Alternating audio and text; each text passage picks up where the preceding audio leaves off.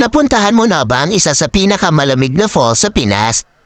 Na ang tubig nito ay parang may yelo. Tere, samahan niyo ko sa Taytay Falls sa Mahayhay, Laguna at para mabigyan ko kayo ng tips kung paano makatipid at hindi masyado maabala sa inyong paglalakbay.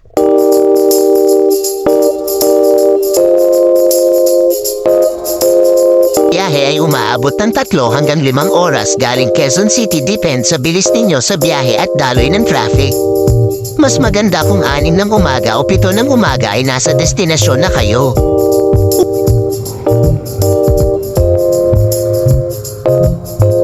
Nasa pahay ito ng bundok Banahaw, kaya naman ang tubig dito ay talagang napakasariwa at napakalamig na para kang naligo sa tubig na may yelo.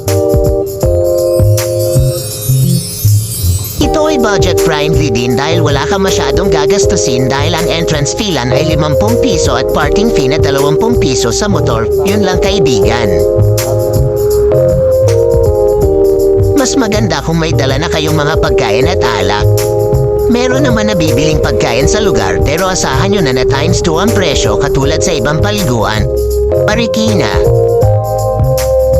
Huwag din masyado magdala ng mga mabibigat na gamit dahil may kalayuan ang lalakarin papuntang falls. Falls Highway. Nasa 10 minuto at 15 minuto depende sa inyong bilis maglakad. Antipolo. Mas maganda kung 6 ng umaga o 7 ng umaga ay nasa destinasyon na kayo. Pagsanan, Cavite Road. Upang kayo ay makapwesto malapit sa falls at makapwesto sa may lamesa. Dahil iilan lamang ang lamesa dito at kayo na ay mapipilitan ng maglamesa sa mga bato. Pero isa ito sa nagpapakakaibang experience sa Taytay Falls na nakakatuwa at wala ditong table fee at wala ding cottage. Maraming batong malalaki kaya huwag mag-alala kung ikaw ay walang maupuan. Huwag din mag-alala sa silungan dahil ang lugar ay napapalibutan ng mga naglalakihang puno kaya dito ay malilim at malamig ang hangin.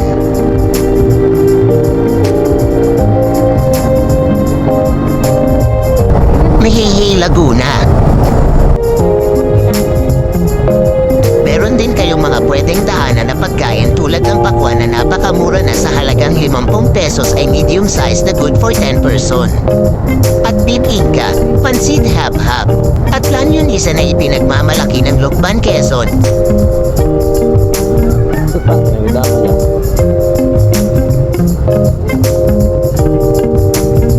Nangyari po eh. Nangyari.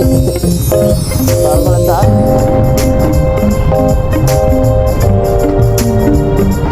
Barangay Taytay. Pwede din kayo dumaan sa kamay ni Jesus na nasa 30 minuto o 1 oras ang biyahe. Walang entrance fee. Merong parking din sa loob. Pero kung puno na ay meron din paid parking sa labas. Meron din mga kainan sa labas. Masarap ang mga lutong ulam pero hindi ko maisuggest ang kanilang pansit hab-hab at mami dahil tinipid sa rekado.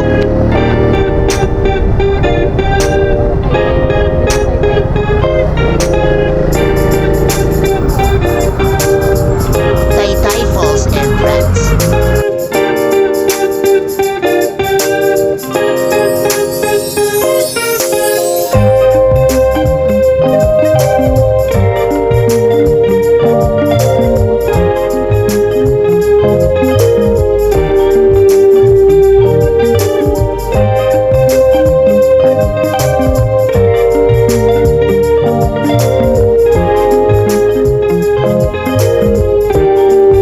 Paligid ay napapalibutan ng mga naglalakihang halaman at puno. Ang mga bahay ay malayo sa falls kaya napapanatili din ito ang taglay na kapayapaan at kalinisan. Magigpit din nilang ipinagbabawal ang anumang bote ng alak o soft drinks.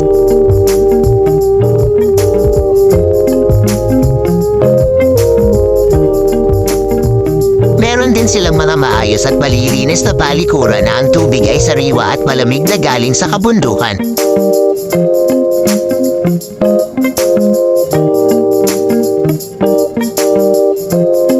Tignan nyo na ang kahit ang kanilang kanal ay napakalinaw.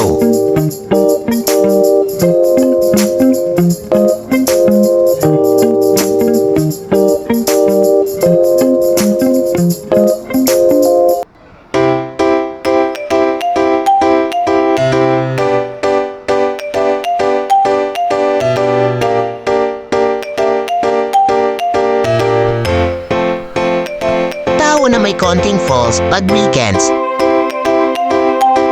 Kaya agahan para ikaw ay makapwesto malapit sa falls.